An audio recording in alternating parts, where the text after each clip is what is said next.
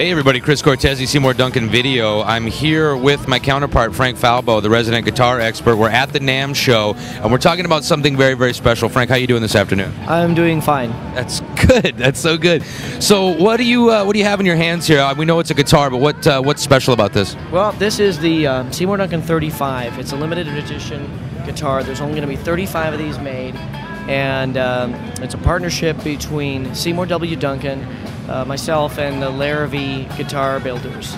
And what it does is it commemorates really the guitar that Seymour made famous. He's been playing the same guitar for quite a long time. Now, this is not an exact relict replica. This isn't trying to be an old guitar. This is a new guitar that you can make old. And because of that, it also frees us up to use the best of the best hardware and the best of the best manufacturing techniques, because we're not bound by trying to have to replicate something that was made 50, 60 years ago. Well, why don't you take us on a little bit of a tour of this thing and kind of let everybody know what makes it so special. All right. Well, first off, we have a one-piece solid swamp ash body that's been hand-selected. Each of the pieces of wood that are going into this guitar are selected from John Larrivee's private stock, and we really feel that we have a just superb example of one-piece bodies on these guitars. We also have a quarter-sawn maple neck, and you can see the inlay 1976 to 2011, commemorating 35 years. We are using nickel silver frets. We're using black mother of pearl inlays. We went with nickel silver frets because tonally speaking, they seem to be the most friendly and the most accurate to the kinds of sounds that we're used to hearing.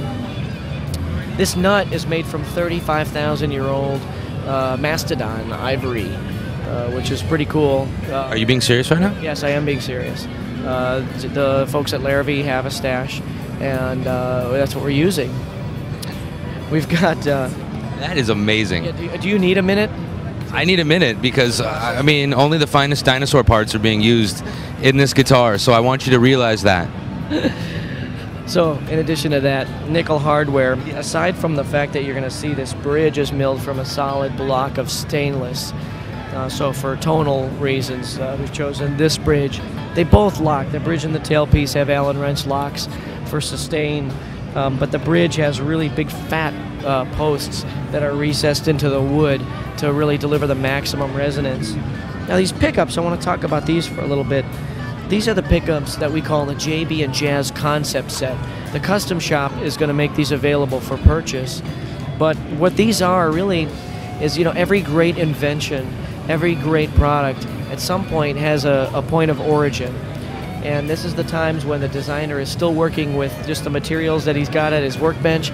He's still drawing in pencil, as they say, and still kind of crafting and coming up with these ideas. And so these are really the pickups that Seymour made for himself that would eventually become the production JB and Jazz pickups. So there are some very subtle differences, and like I say, much like a concept car versus the car that gets released, you'd have things that are very, very similar about it, but just maybe a few little subtle differences. But in addition to these pickups, we're going to be putting inside the case a set of silver wire pickups for those people that want to put those in and listen to those. So you'll have an extra set of pickups going in with the case, in addition to another control plate. This control plate that we have right here has 250K pots on it, and it's got a liberator in there for quick and efficient pickup changes. But there's also be a whole nother control plate that you can swap out with 500K pots and a different type of capacitor, all liberator, so it's all a solderless change if you want to change it to take a listen. Aside from that, you just know that you have the best of the best and superb quality workmanship, and really that's the only way that we would consider to celebrate Seymour's 35th anniversary and 35 years in business. So there's only a certain number of these that they've made to start off with, right? It's not that you're not just going to be able to go into any guitar center in the country and pick one up right away. Yeah, there's 35. Which is not a lot.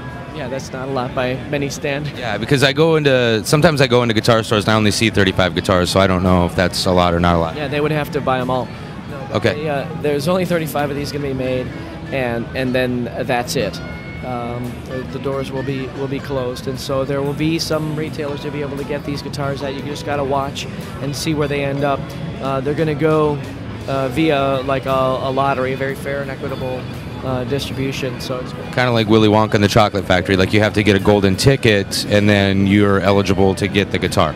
Yeah. But I would submit to you that this guitar and owning this guitar is a far superior experience to going to the Willy Wonka's Chocolate Factory and turning into a blueberry or getting sucked up by a chocolate river.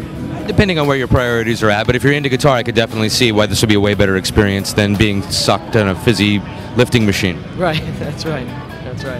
All right, well, you saw it here. Frank, thank you so much for spending time and taking us on a tour of the guitar. I know you're a busy man, and you don't really like talking to me that much, but I appreciate you taking the time out. And this is a special guitar, and listening to you play it earlier, you can really see, how special it is, and you should go check one out.